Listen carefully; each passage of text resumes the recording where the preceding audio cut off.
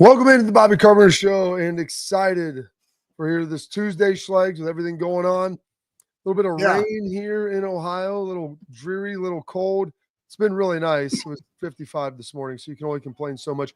Going to be a little chillier this week. And so I think a high of 47, like low of 37 for the game. Oh. That's great football weather. Oh, my gosh, you can play all day in that, man. Yeah, it's really great football weather. So I think everybody's pretty excited about where that's going to be for this weekend. I think it's going to be dry, pretty crisp, maybe a little breeze. That sounds pretty good to me. I want to start with the show. Ryan Day's just wrapping up his press conference. Ooh.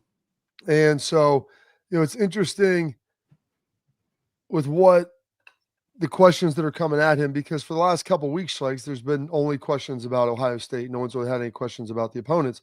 And so now there are some questions coming at you about Indiana, top 5 matchup, and a couple of things that I kind of want to get your opinion on as I look at this.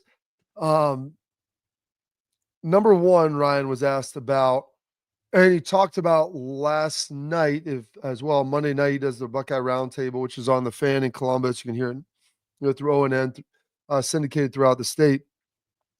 Ryan was making a plea, like putting down an edict about people to get loud and, to bring the noise, and he knows that they will, and all of these different things.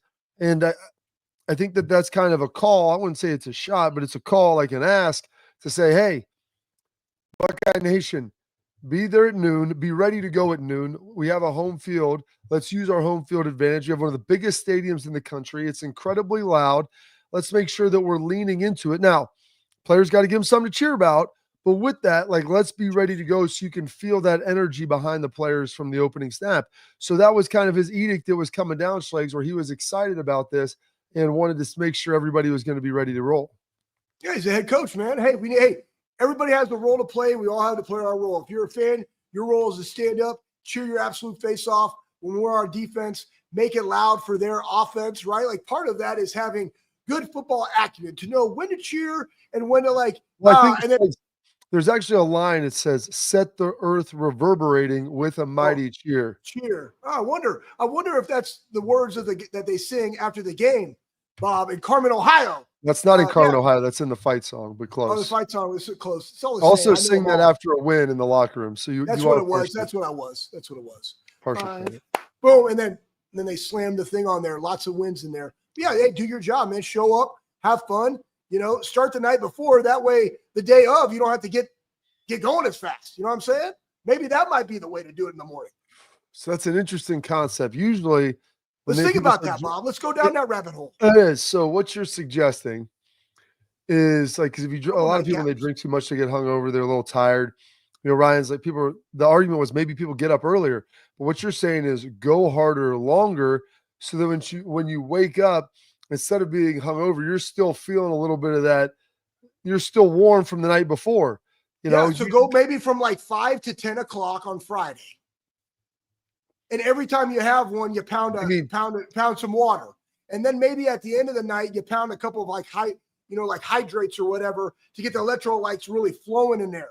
And then maybe, I don't know if this is probably right, but a small dose of melatonin will help you go right to sleep. And then go into a coma, Schlegs? No, it's okay. No, melatonin with some alcohol on top of it? There's levels to how hard we're going. I'm saying, like, just a friendly, couple of beers around a fire, you know what I mean? Or a couple bourbons. Like, you're not going crazy, right? But you're just having a couple.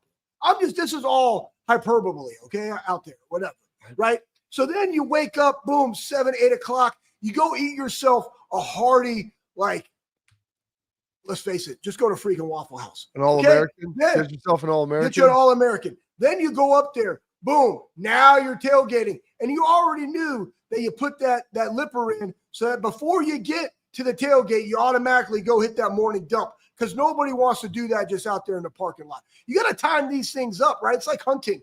You either got to get up super early, drink that coffee, go get it, or you're just going to have to survive it and say, man, I just don't want too much the night before. I'm not going to have that breakfast. I'm just going to go in, not eat. That way I'll go do it when I come back in at noon, right? These are things that you got to think about, okay? But I'm just saying, if you had a little bit in your system already, so that way when you showed up, not impaired to where you can't drive, but just feeling cozy, Then, boom, now you already started. It's already like you've done your activation, mobility, stability work before you're training. I'll skip that. I'm going right into my sets of heavy squats.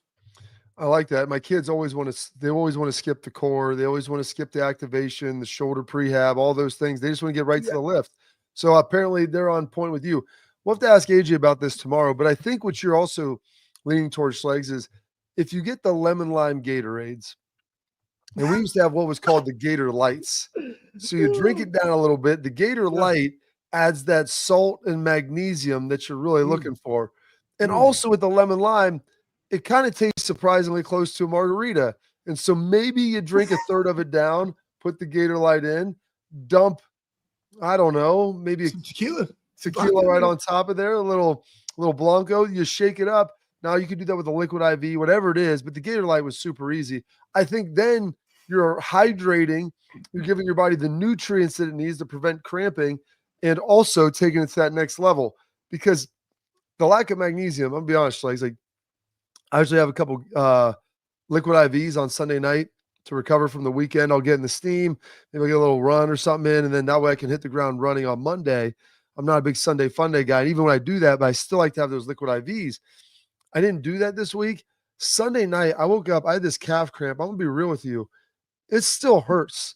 Like I've been running on it and everything. It doesn't bother me to run, but like to stretch it out, it feels like I got straight up just boom, knuckled right in the back of that donkey kicked right in there. Yeah, it does not feel good. So you don't want to cramp out there, folks. There's a lot of walking on a game day, and make sure that you're juiced up and ready to go. Yeah, okay. I don't know what else you wanted me to say, Bob. Okay, you said it all. There's something else, crowd. And then also with that, he was asked about this. Starting fast. So Ryan usually defers, and he always talks about the middle eight, wanting to win that middle eight, the last 4 minutes of the second quarter, first 4 minutes of the first. And if you look, Ohio State has been pretty good. You look at what they did against Northwestern, scored on their final drive. Northwestern had like 45 seconds. They didn't score. Come back out, score before half, basically double them up. And as you know from Office Space, Schlegs, getting doubled up on is a pretty darn good thing. Sometimes it costs $1 million. Ryan's able to give it to you for the price of a ticket, or maybe just your time at home. But he was asked about taking the football instead if you had a team to know you can go down there and get it going. And his response I thought was great. He goes, well, we've thought about it. We consider it depending on the weather and everything else. We look into it. But also, it's like it works out great if you get a 3 and out and you go get a score. It's like, yeah, if we get the ball and you promise me we're going to go down and score, that's awesome. But if not, then all of a sudden you gave up the ball at half and you didn't get that score at the beginning. So you want to be able to start fast. Maybe offense helps a little bit. I look back at the Nebraska game.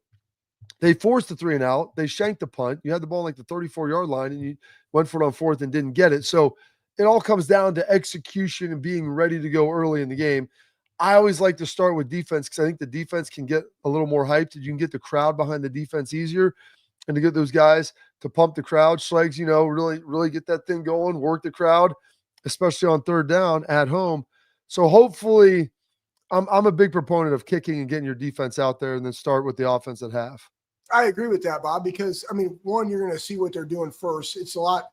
I always like going out there first, and I think it automatically engages the crowd. To your point, win the crowd, win your freedom, keep them juicy in the game. With the way that our defense has been playing, you can say slow start or whatever, but our defense is playing really good. I trust them to go out there and get us the ball back, hopefully in good field position. But, we see how people are trying to navigate playing Ohio State, and it's time of possession. It's running the clock all the way down. I still think you're going to see that even with Indiana, who prior to the last 2 weeks, let's not forget this, guys, were averaging like 46 points a game. Average margin of victory was well over 14. I think it might even been closer to 20. And then they had their lowest versus Michigan State at 31 and their lowest versus Michigan at 20. They're still going to want to keep it close because they know all the weapons and all the things that we can do offensively. They're going to try to control the football. And what that does is it allows you to have more opportunities on offense in the second half than you did in the first half, depending upon how the defense does. So I would much rather lean on the defense earlier in the game, Bob, and allow your offense to see what they got to do in the second half. Because once the first two series are over, now we know the game plan on both sides. It's amazing. Someone threw out there, and we'll get to our tailgate talk here, brought to you by Real Truck in a couple segments. We got Bill Bender coming up on. We have him every Tuesday. The Sporting News does a great job, puts out phenomenal articles. Go make sure you check him out. And some interesting, opportunities here, I guess, as we really narrow in into this end of this season and what the playoff is ultimately going to look like as well. But Schlegel, when you start talking about end of game situations and all these different situations, I think Ryan has done a great job at being able to handle that stuff. They've continued to tinker and work. And someone talked about starting fast, and I had a tweet come at me. And the guy, I think Chip Kelly just experiments early in the game and doesn't get to the stuff that really works until later. And it was I started laughing almost out loud, because the only way you get to know what works later is by trying some things out and figuring out what formations are hitting, what personnel groups, how they're aligning to stuff. And then once you understand that, then you can pull out the things that, hey, this fits this system, this fits that system of what they're trying to do. But it's not like you know exactly what you're going to get. And here's the reality with this Indiana team this week. Bye week. They're coming off a bye week. They're going to have some wrinkles. They're going to have some stuff in the bag, as the kids say. So they're going to be ready to go with some different things. And it's not going to be smooth sailing from Jump Street, if you will. Well, here we go. First off, top 5 matchup. You're going to have it good on good. Second off, Ryan already alluded to early in the season, he doesn't believe in scripting the first 15 plays. He's like, if that's what I've scripted, then that's what I'm doing, right? And that's what the guys know, as opposed to we're going to go out there and play ball. I think that's why him and Chip, to that guy's point, great observation, right? Because you're going to see what's working, what's not. And we saw that, right? Certain things are hitting. Great. What are my things that come off of that? Well, what comes off of that? Right now, I'm hiding a guy at the point, boom, on a crosser route when I roll out to the right. They did that with Brandon Ennis. They also did it with a tight end and G. Scott. Same scenario, different, same play, different personnel. Why? The run was working over there, so I kept the personnel the same. I just utilized the tight end as opposed to a wide receiver because the personnel dictated it in that game, right? So as they're navigating it early on, that's exactly what they're doing. They're finding out what works. And because remember, these guys are in film study. As soon as that game stops, you already had a bunch of people that have already broken down that team already. So boom, Jump Street, Saturday, Sunday, you're already into 25% of your game plan for that week is already kind of in there. Then it's like, what worked from the previous week? What do you want to do to combat this? How do I want to take away their strengths, right? And exploit their weaknesses. That's what coaches do. Absolutely. Well, we got Bill Bender here coming up next. Before we get to him, though, I want to tell parents and athletes, protect what matters most with X-Sport mouth guards. Trusted by professional athletes, designed by NHL team doctors. Mouth guards are scientifically proven and tested to help absorb those high-impact hits, protecting both your teeth and your brain. Here's the best part. X-Sport mouth guards feature 3 layers of advanced protection. They patented use of carbon fiber that they 3D print right to your grill for better protection, better performance, max comfort, clear communication. Focus on your game, not on your gear. Don't take chances with your safety. Visit xsportguards.com/Bobby. and save 15% on your order. Export, protect what matters most. Bill Bender of the Sporting News coming up next.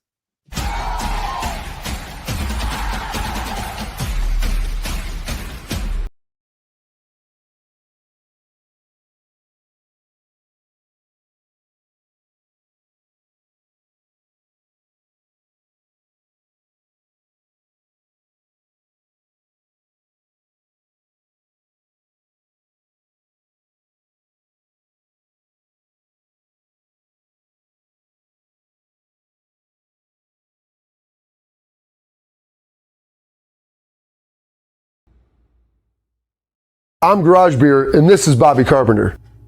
Garage Beer. Beer flavored beer. Beef with an F? Okay, my bad. It's crisp and cool, and it doesn't taste like... I'm Bobby Carpenter. I drink in garages because my wife says I don't belong inside. If you like a cold breeze on your bag, drink Garage Beer. It's American, and so can you. Garage Beer. Beer flavored beer.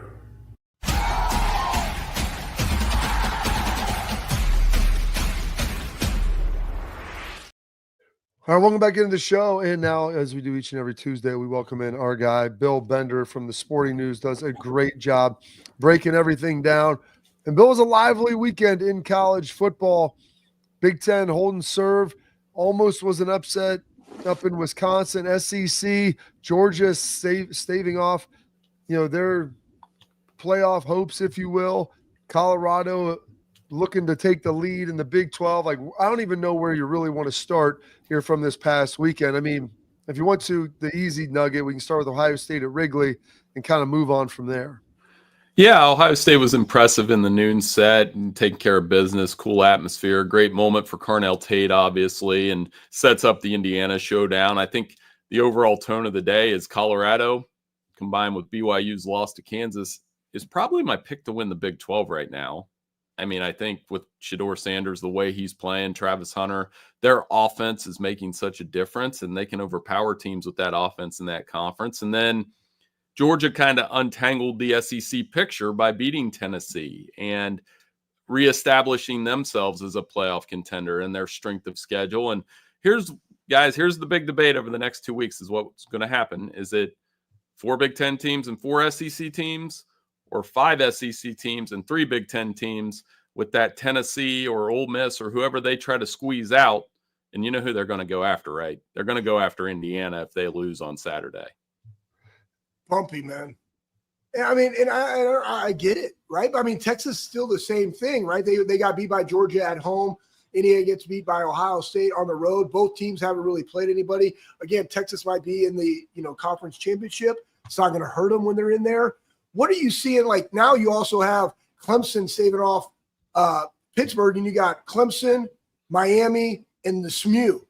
Like, that's up for grabs. And now you got Arizona State there too, over there in the Big 12. Like, what are obviously probably one bid conferences, Bill, but who is it going to be out of those 2 conferences? Right. The ACC, I think you're going to get SMU and Miami in the championship game. And as I told you guys last week, get used to the phrase common opponents and common opponents conference winning percentage. I'm actually sketching out the Big Ten version. If you go to Sporting News, you can see we did ACC, SEC. I spent my whole weekend breaking down tiebreakers. So the conclusions I came from that is with the ACC, I think we're still going to get Miami and SMU.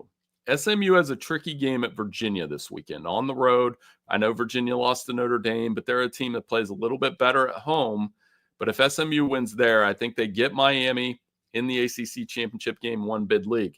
Who knew that the 2 big games of the weekend, Ohio State, Indiana, obviously 1, BYU, Arizona State 2. The Cougs haven't been out to Tempe since 1997. I'm going to tell you what, Schlegs, Arizona State's playing as well as anybody in that conference right now too. With Sam Levitt, touchdown passes, Cam Scattaboo. He looks like a Fairfield County running back if I've ever seen one back in the day. I mean, Bobby can back me up on that one. He's a really solid running back, and they're playing well behind those guys. They really are. You mentioned Texas, and Schlegel went there a little bit earlier. What's interesting in the SEC, and I was talking to the guys over at Outkick about this because they were saying the same thing. And it's like, how many teams does the SEC want in? Like, well, they want 4, they'll take 5. And my point was there's still games to be played. Texas still has Kentucky, and they still have A&M. Can very easily lose each one of those, especially A&M. And I said if they lose against A&M, Bill, they'll have lost to A&M and got beat up by Georgia at home. Like, who have they really beat? Their next best win would be Vanderbilt. And I go, how is that really much different than Indiana? Because they were talking about everyone's cheering for Ohio State to try to eviscerate Indiana, knock them out. And let's say Ohio State beats Indiana 35-21 or 30-15 even. I'm like, and Texas loses to A&M. Do they have like a better case outside of the fact that they were the burnt orange and they have a lot of famous people than what Indiana would have? Well, it comes down, and I saw a couple things on this as well. Do you believe in brand bias or brand new bias? And I think there's a middle ground here, right? If I'm pitting this argument between Tennessee and Indiana, for example, and Tennessee, I think they have a case because they're the only team out of all those SEC teams that had to play Alabama and Georgia. They had a tough schedule. They did have a bad loss at Arkansas, but I'm hearing the same thing, Bobby, where we're playing this game preemptively of, okay, how many points does Indiana have to lose by in order for us to overreact and try to push them out? Whereas one, you got to play the game first. And the comparison, so I'll do this one for you two. What if Ohio State beats Indiana like they beat Iowa? It was 35-7. It was competitive for a half. Remember, Jeremiah Smith made the one hand get off me catch, and then the game was over from there. If it's 35-7, I guess I watched that game differently because I thought Iowa, hey, they played well for a half, and then Ohio State pulled away. If that's what we get Saturday, I would still put Indiana in, but close. Well, I mean, does it really help? Because now this week we got a big one, right? You got Notre Dame going to Army. Army's 9-0, right? Could they pull the upset now? Boom, poof, David Copperfield, Notre Dame's out. That's really how you slide in that fifth SEC team. And then you even got to think about Army. Like, let's say they win the American, but then they lose to Navy for the Commanders. It'll already be done. It'll already be done by then. It'll already be picked. So like that Navy game is basically an exhibition at this point. Good. So they'll be the 12th team then. Got it. Yeah. Maybe. You would have to put Army in, and they need, if Boise State loses, that's the other interesting wrinkle to this race is, that American Athletic Conference Championship, that game is huge. I mean, because Tulane's playing as good as anybody really out good. of this group of five. They've got a really good coach in John Summerall. Their two losses are to Kansas State by a touchdown. That was a really close game. Then they went to Oklahoma. When Oklahoma was a different team in September and played very well. So, it's either, but to me, it's either going to be Boise State or Army, unless Boise State loses somewhere along the road, and that would open up the door for Tulane. That Army Notre Dame game might take about a half hour. It might have as many run plays as they did when they played in 1924. I think both of those teams are going to keep it on the ground. Absolutely. We've talked a lot about this Indiana and Ohio State, what could happen. Bill, when you look at this, we've got a pretty good sample size now. I mean, both teams have played 10 games. Looking at this with what you've seen, how do you kind of envision this game ultimately playing out? Well, I think it starts with your quarterbacks. You have the two most efficient passers in the Big Ten. Classic Big Ten quarterbacks in a lot of ways. Will Howard not messing it up, playing great, actually throwing the ball down the field better, not a bunch, but 50% down the field. 50% chance when they throw for 20 yards or more that the ball is going to get caught and there's going to be a big play. That's pretty good odds. Curtis Rourke has been fantastic for Indiana. And yeah, I'm a little biased because he's an Ohio guy. Ohio, he played at Ohio with the Bobcats, who the Bobcats are in the MAC hunt, by the way. But he's throwing the ball down the field well. And when you play Ohio State, you have to show you can do that. And he's done a really good job throwing the ball to the two receivers, especially on those back shoulder fades. That's an NFL throw. I think he's the day two guy in the league. And if he plays well here, this is the tape that the NFL scouts are going to look at, him trying to make these throws against these Ohio State defensive backs. So I think this matchup really starts with those quarterbacks. Which one can show that they can throw the ball down the field against two really good run defenses to open things up? How do you think they're going to exploit? I mean, let's just talk Ohio State defensively versus Indiana's offense and things that, the defense has been exploited in bigger games and saw a little bit even in the Northwestern game. What do you think that game plan is going to be for Indiana coming in this week going against the Silver Bullet defense? No, they're going to be aggressive. They're going to try to throw the ball down the field. Like I said, with Curtis Rourke, you're dealing with a guy that's 19-37, throwing the ball 20 yards or more. So about the same as Ohio State. He's thrown a couple interceptions on those throws. They're going to try to establish the running game. They've got two good running backs. They have a very similar formula that Ohio State has offensively, honestly. And defensively, they play very good assignment football. They stop the run. And, I had somebody tell me about Kurt Cignetti. They said he's not going to get out-executed. If you're going to beat him, you're going to beat him with better players. And I found that very interesting because before I came on, you guys were talking about Chip Kelly. Well, Chip Kelly is a really good creative offensive coordinator who gets the wrinkles off the wrinkles, essentially, with that offense, and especially in the run game. So from Ohio State's end, Schlegs, I'm seeing, do they establish the running game early and just kind of show that, hey, we got Travion Quinshad, go ahead and try to stop this? And defensively, I think they'll follow some of the things that Michigan did in the second half, which bothered Indiana a little bit. Yeah, they were able to get after him. I think Michigan finally started utilizing some of that talent. That's the one thing with Indiana. Curtis Rourke, pretty good. I think they have one guy, Indiana, in their secondary that's pretty talented. But you start looking across it, but I don't know if they necessarily have a lot of those elite pros. The receiver, Surratt, is pretty good, talented guy on the back shoulder. But I just worry as the game goes. And that's why you talked about it. Like, I think it could be and should be close for a while because Indiana will execute well and they will not let Ohio State just run them. Just as you get into the game, will they still be able to maintain and keep pace? Take a quick break here. We're going to be back with more from Bill because there's a couple other big games, some other races around the country that we want to dive into, all coming up here next on the Bobby Carpenter Show.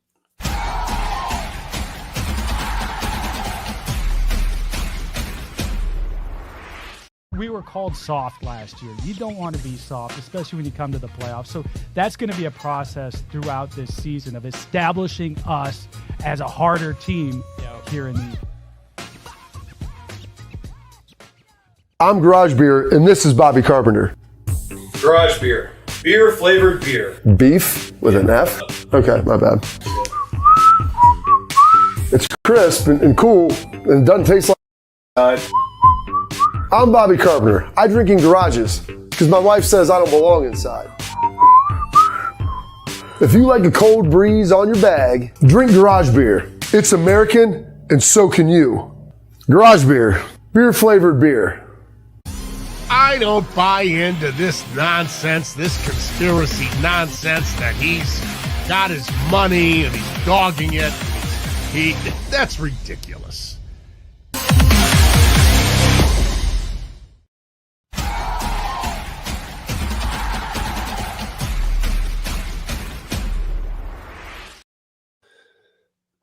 Welcome back in the Bobby Carpenter Show. We're here with our guy Bill Bender, the Sporting News. Give him a follow on X at Bill Bender 92. Doing a great job there. Puts all kinds of great content out. And one of the other big games this week that you look at a team that's underperformed this year, Bill. Kansas is sitting there at 4-6. However, they've won 3 of their last 4, and they've looked good in every one. And you start looking back at a lot of their games, and they've been so close on so many of them. Does Kansas have a chance to pull an upset 2 weeks in a row? They do, and that makes that game interesting. I think, the one thing with Colorado, though, Kansas hasn't won a game when the other team throws for 250 yards or more. I think Shedeur will get 250 in that game. I think he gets to 250 every week. And, for Kansas, they've got to play keep away a little bit. They've got good running backs. They found a way. I don't know if you guys stayed up and watched that BYU game. The way that they won last week was equal parts fluky and impressive. The defense was really good against BYU, limited the big plays, but they get the pooch punt fumble that sets up the game-winning touchdown. And Lance Leopold has them playing like the team that we expected in September. So that does raise the intrigue level. They're playing that game in Arrowhead Stadium, going to have a big-time feel to it, and I think it's going to be a fun game. I still like Colorado to win, but I think it could be close. When you look at this, and you've been going over all the tiebreakers, let's say everybody that's up there at the top, Texas, they went out. Who are they playing in the SEC championship game? Oh, I'm sorry, Schlegs, I'm going to have to steal your hat. I started there. I just looked at your hat, and I'm like, I need. Can I get one of those? Seth, right there, man. All the proceeds go to feed the hungry in Columbus, Ohio. Run the damn ball, Seth 513. I'm gonna run to that as soon as I get off here. Sorry for the distraction. Now back to tiebreakers. If the SEC chalk plays out like I think it will, and you have all these 2-loss teams, this assumes Texas beats Texas A&M. You're gonna have Texas. And then you're going to, like I said, go down to this tiebreaker, which Big Ten fans better get used to as well. It's called the common opponents, and then you take the cumulative record of conference opponents if it gets to tiebreaker number 4. In that event, right now, that favors Alabama. So that's the entirety of Alabama's SEC schedule, their conference records. The same tiebreaker applies in the Big Ten. So if Ohio State beats Indiana this weekend, the obvious next question is, okay, Indiana – 1 conference loss. Penn State, Ohio State, 1 conference loss each. Well, Ohio State's cumulative conference winning percentage is so much higher than those guys because why? They played all those teams, first of all, and they've played the toughest schedule. I think that gets the Buckeyes into the Big Ten championship game against Oregon. Yeah, that's it's pretty beefy right there, and that should get them in there, and it's going to be fun to watch. We assume all these wins, Bill, and this is the problem. Like with 2 weeks left, everybody's like, "Well, they're going to be, all these SEC teams. There's going to be all this." Every week we see these upsets, and we're never sure when they're going to come, how they're going to look. But I look at a team like Ole Miss. They never usually have problems in the games that they're supposed to win. It's the games or the big games that they know about. It's usually the ones that are a little under the radar. Ole Miss taking on a Florida team that if they have DJ out there like lightweight, they look much better and they're a formidable opponent. I mean, is there a chance for upset alert in Gainesville and really a season maker for Florida? I got two of them in the SEC that you better keep an eye on. That's one, because when you watched Florida LSU over the weekend, didn't the Swamp look like the Swamp again? Sounded loud on my TV. It looked intimidating. DJ Lagway and Billy Napier, who knew when you show a little patience, it works, and they're going to be an interesting team next year. So that's one. The other one that has me interested is Texas A&M Auburn. And Auburn might be like, what? Auburn? Why? They're pretty good at stopping the run. They played well last week, and they're good for one of those too. Tough at home. All of those things add up. So Texas A&M and Ole Miss, before we get to this 2-loss logjam at the end of the season, those are two teams to keep an eye on, because like you said, the weekend where we kind of we're just an appetizer for rivalry week. Well, Texas A&M has to get to that rivalry game first. Yeah, what do we learn? I know I'm backtracking here because I want to hit on it. What do we learn from Oregon this last week, going to Wisconsin, right? Heavy point favorite, and Wisconsin goes out there and it is close, man. It is close. I mean, their offense is terrible. Their defense kept them in that game. But did we learn anything about the way to beat Oregon from that game? I think we learned more that Oregon learned what it's like to go to Madtown at night when Wisconsin's all in on an upset bid. I mean, you guys did that. Michigan's done that. Iowa's done that. I've seen good teams go into Madison at night and be just happy to get out with a win. And Ohio State's had some of those teams in the past. Now, to your point, yeah, Oregon's going to need to be better on third down. Their offense struggled in those situations. If not for a clutch fourth down play from Dylan Gabriel to Terrence Ferguson, they might have lost that game. But that was to a their great credit, play too. That was yeah, a great play too. Great catch on the sideline there. And then their defense got off the field on third down. They got an interception late. And I thought Oregon played well when they had to, but I think they're just learning that some of those environments at night in the Big Ten, when we say that all the time, hey, you got to play well when you go to Wisconsin at night. We're not just making things up. Yeah, it's very interesting that when you put a night environment in a place that's historically used to winning, and they've got a pretty good team, and Fick's doing a good job despite the fact that cut bait with their offensive coordinator, which is a little tough, but they've struggled there. It's really tough to find a way to get a win, and credit to Oregon for pulling it out later. I don't know about the fake field goal there by Dan Lanning. I appreciate his aggressiveness, but almost I think got him. Before we let you go here, Bill, like we're getting close. You're a Heisman voter. We're coming down the stretch here.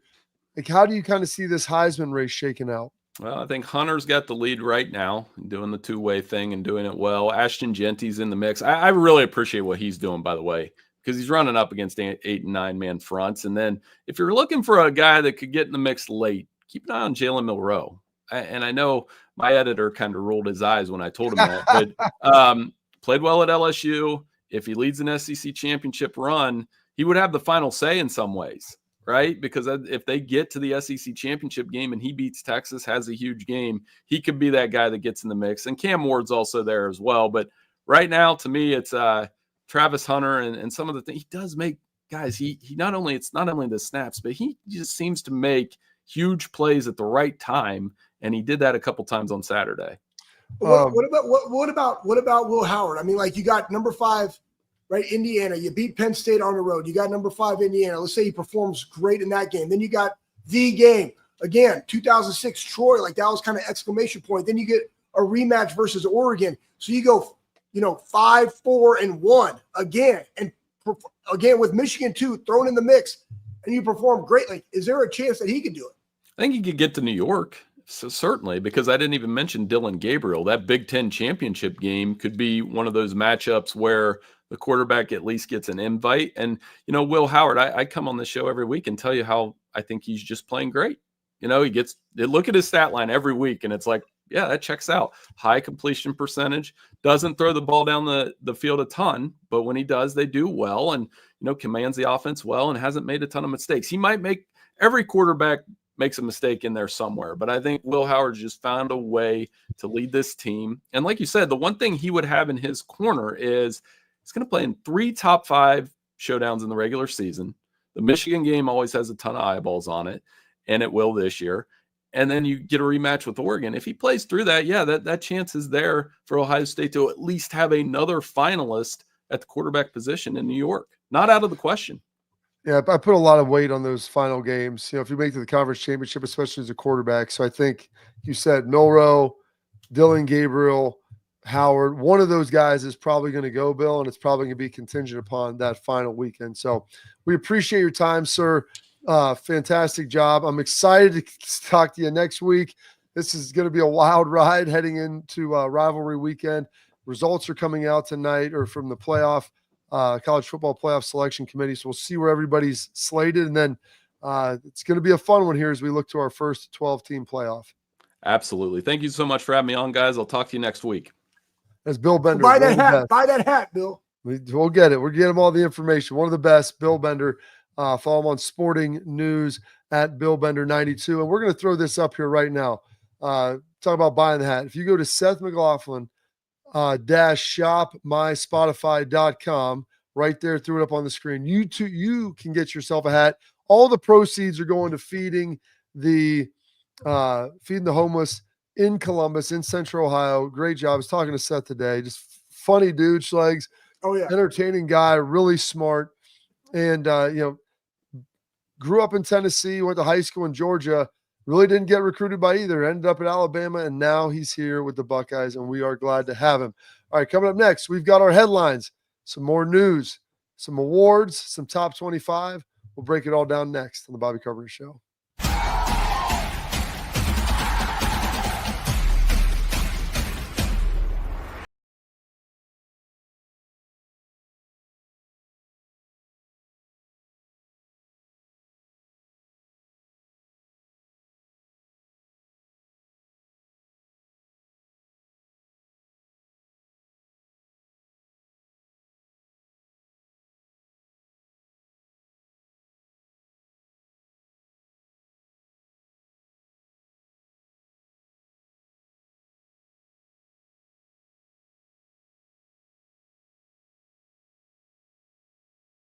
Program that was customized to fit my needs.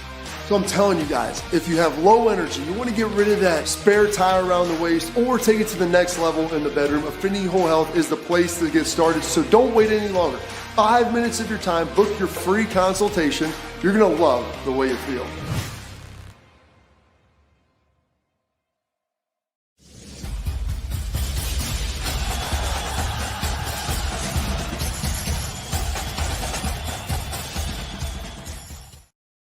All right, now it's time for headlines brought to you by our friends over at Affinity Whole Health. They got personalized treatment plans to help you feel better, folks. I tell you about it all the time. We're getting into the holiday season, and everybody January 1's going to say, I want to work out. I want to get in great shape. I want to look like Schlegel, but without that box jaw and meathead face. So here's what you want to do. You want to go to affinityWholeHealth.com, schedule their free consultation. Go in there, say, hey, whether I'm tired, I don't feel the same energy, I want to lose some weight, I want to gain some muscle. All of those things. Maybe I just want to have more energy to be able to do stuff with my kids, coach their teams, play golf, go skiing, whatever it is, it's all out there for you. They'll develop a customized treatment program with TRT, with semaglutide for weight loss. They have it all. So once they get it for you, boom, you go home and it's shipped to your house within 2 days. AffinityWholeHealth.com. Do not delay. They're in Columbus. They're in Cleveland, Indy, Chicago. They've got everywhere covered for you. All right. Now to go with some of our day's headlines. JJ Smith, Schlegs. I thought this was going to happen. Sometimes it's kind of more of a career achievement award. I'm hoping he gets to be a finalist, but they like to kind of knock everybody down. For my money, he's been the best receiver in college football this year. But JJ Smith, so we throw that up there, Pat. nominated as a semifinalist to the Blitnikoff Award, which is given to the best receiver in college football. There have been 2 Blitnikoff winners in the history of Ohio State, the most recent being Marvin Harrison, the first one being the late, great Terry Glenn, who is tremendous. And I think he will most likely be the third, assuming he stays healthy and everything gets rolling. So I don't think there's a surprise with this. I'll be disappointed, Schlegel, if he's not one of the finalists. If he doesn't win it, I get it. But I think he could potentially even win it as well. Well, here's the other thing, Bob. Like, again, it all sets up well for him, sets up well for Will Howard, sets up well for our Joe Moore Award offensive line. You got a top 5 matchup. You have the game. Then you have a Big Ten championship game. Like, ball out, right? And all those things happen. And that's been the best thing about our team this year. They're not like, oh, I got to go get mine. If you just go out there and do your job, the moments have been created for you. All you have to do is go execute. And that's what they think about. Whatever the team needs, I'm going to go do it. We automatically know that he's featured. But he had a great game, didn't have a touchdown in that one. He had over 100 yards in that game versus Northwestern. It was Carnell's day, but like he still balled out. So again, it bodes well for all of our guys that are in the mix for these type of awards, simply because we're winning in the stages that we're winning on. Absolutely, Schlegel. Some other news here. Unfortunately, we talked about this and mentioned it with Bill. Luke Fickell, head coach at Wisconsin, lost a close one, 16-13 in Madison to Oregon. Would have been a huge upset, big program-defining win for Fick. Hadn't really had one of those yet, and they let him off the hook. Defense was good. Offense was putrid. In doing that, they fired Phil Longo, their offensive coordinator. They're trying to get to the dairy rage, Schlegel, take it to the new heights. And I think they probably start leaning in a little bit more on what has made Wisconsin great. Oh, man, guys, this is a hard one because, and I'm not just talking about because you and I both know Fick, but it's all about where we are in the landscape of college football and the resources at your disposal, right? What made Wisconsin great all the time is they always had great offensive lines and really big, thick running backs, man, like hard to tackle dudes. And Wisconsin's a developmental program. Michigan State developmental program. You're going to see those, there's tier 1, there's tier 2, and then there's a tier 3, and there's even ones below that, guys, where the NIL money is. Like, you might have to be that team that I always got to go into the portal to get that type of quarterback if the guys that I've recruited haven't developed right, and maybe that's a one-year guy. We saw that even with Russell when he came to Wisconsin, right? So you look at that, but you always got to keep the main thing. And if you got an abundance of offensive line because of where you are in the proximity of the country, and this is what you do, and then we're also going to marry that with great defense because they've been playing good defense. That's just what you got to do. It's more personnel than it is scheme, and you got to know who you are in these type of schools. Schlegel, we're a day late, but never a dollar short. On this date in 2006, I guess a day late because it happened yesterday on the 18th, is now the 19th. The game of the century, 1 versus 2 for the first time in Ohio State history.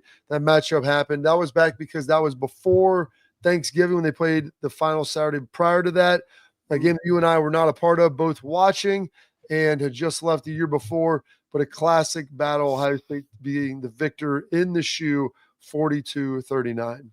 Yeah, amazing. You always just remember the Michigan game was always, obviously the Saturday after Thanksgiving, which then post was Gun Week in the great state of Ohio, starting on Monday. Now it's flipped, which is okay because now you got Gun Week going into Michigan. I can understand it. But what a matchup, 42-39, game of the century, man. Lived up to all the hype, 1 versus 2. Pretty cool. There we go. Well, that is our headlines brought to you by Affinity Whole Health, the leaders in testosterone hormone replacement therapy. Go check them out. Now we're on to some tailgate talk brought to you by our friends at Real Truck. And do they have an offer for you, Schlegel, with something like this? Here next on the Bobby Carpenter Show.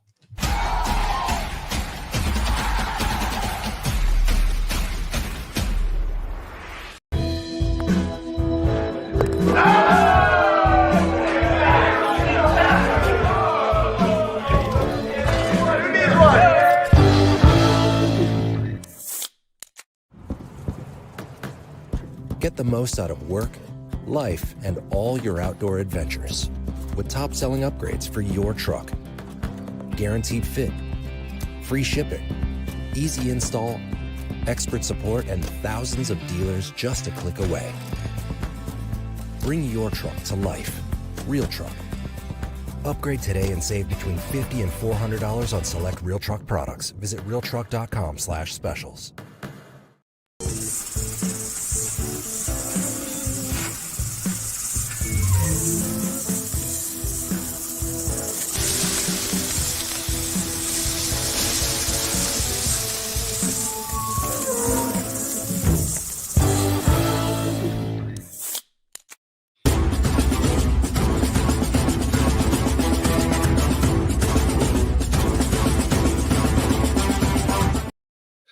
All right, now we're to Tailgate Talk, brought to you by our friends over at Real Truck. You go to realtruck.com. Schlegs, trick out your Jeep, your Bronco, your truck. They got everything you need there, all the interior and exterior accessories. If you spend $100 and use promo code Bobby,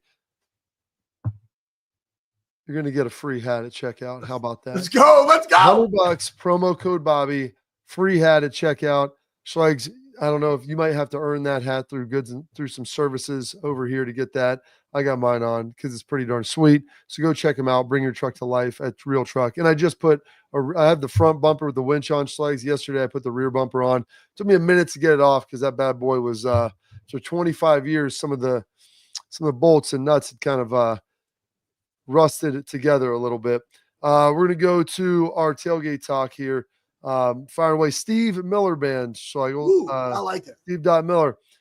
Why does Ohio State not play in the JUCO recruiting world? And you say it doesn't really need to. And I think probably larger looking at it, it's like, said, how do those top end recruits compare to what you could get in the transfer portal? I'm not saying that you could, that you should be there a lot, but like teams like Alabama, Oregon, other getting top guys occasionally. And like, if you look at it, I mean, it's been a minute now, but Seth McLaughlin, Will Howard, Davidson Ingbenuson, who came in last year, he was a multi-year guy, which that's ideal. You don't want one and dones. Caleb Downs, who will be a multi-year guy. Josh Simmons, who came in 2 years ago. Then also, so I mentioned Will Howard. Our Henderson and can't think of another. No, not Travion, but Q. Yeah, Quinshon Judkins. Like, number of guys. So my target strikes is I think you should have about 85 scholarships. Probably between 6 to 9 is probably a pretty good number. You don't want to be creeping too much over that 10% mark because then it's really tough to manage culture. But I think that 6 to 9 is right in the window. And if you can get multi-year guys, I think that's even better. Let's go back and first off, he talked about JUCO. There's obviously a reason why they're going to JUCO, whether it's academic, whether it's off the field, whether they just didn't get an opportunity and they wanted to go that route. There's other underlying things that go there.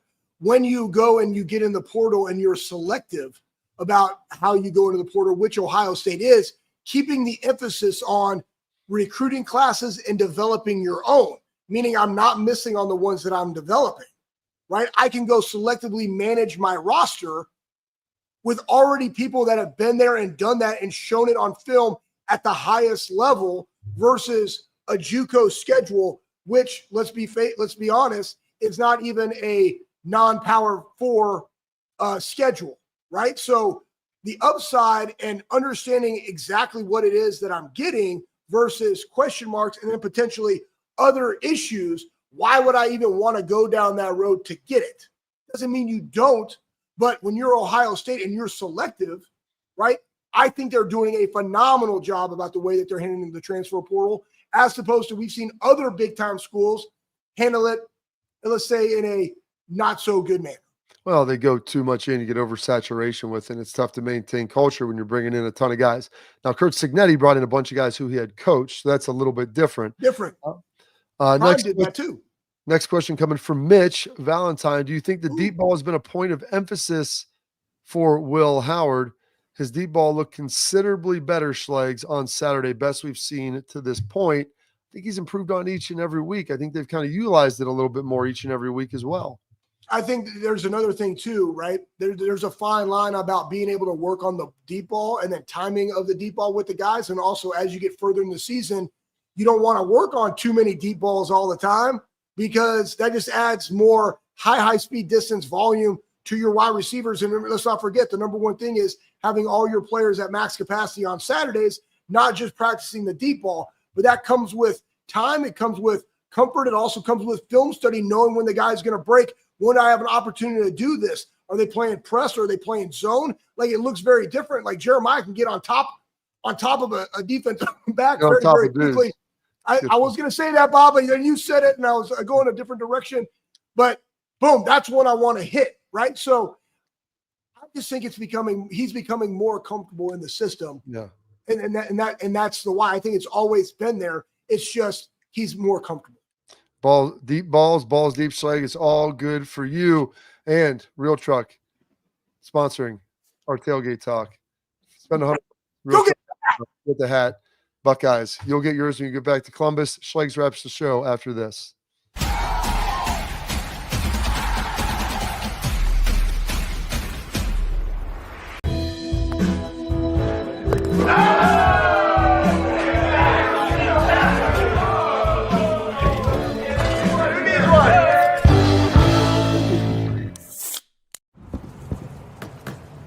Get the most out of work, life, and all your outdoor adventures with top-selling upgrades for your truck. Guaranteed fit, free shipping, easy install, expert support, and thousands of dealers just a click away. Bring your truck to life. Real Truck. Upgrade today and save between $50 and $400 on select Real Truck products. Visit realtruck.com/specials.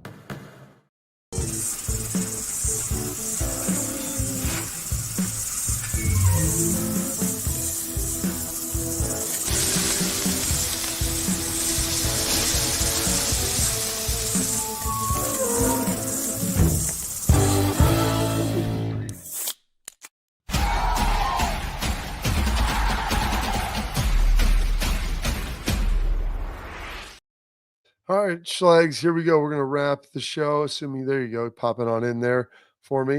You get about 30 seconds to a minute. Give me just your parting thoughts. Yeah, I just told him to pop this up on Cursing Yeti, and I thought this is applicable to a lot of people. A lot of people are out there, entrepreneurs, but he says he played the what if game with my wife and my agent and all. A lot of people say they play other games. Like, yeah, potentially, maybe at the same time, they probably have a pineapple out there in front of their house. But, it all pointed to where I am at now. And that's basically the man betting on himself. Now, I appreciate that, right? Like, you go into Indiana, haven't won, didn't have a winning season. I mean, honestly, let's face it right now, guys. Like, Indiana, 30-0-1 versus Ohio State. Like, that's real. That's facts, right? They showed the clip in 1996. Our fans are ripping down the goalpost in Indiana because they're going to the Rose Bowl. Like, that's what Indiana has been. And here we are sitting talking about a top 5 matchup in the shoe with Indiana. I appreciate the fact that the man bet on himself. He speaks it with conviction. His guys are playing very, very well. I'm excited for this matchup on Saturday. Absolutely. Well, that's it for today. Big show again tomorrow. Our guy AJ coming strong. Gonna be ready to rock here on the Bobby Carpenter Show.